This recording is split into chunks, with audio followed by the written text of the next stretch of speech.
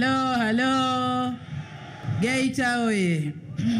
Sasa mimi nitajielekeza moja kwa moja kwa yale ambayo tutayafanya miaka mitano ijayo.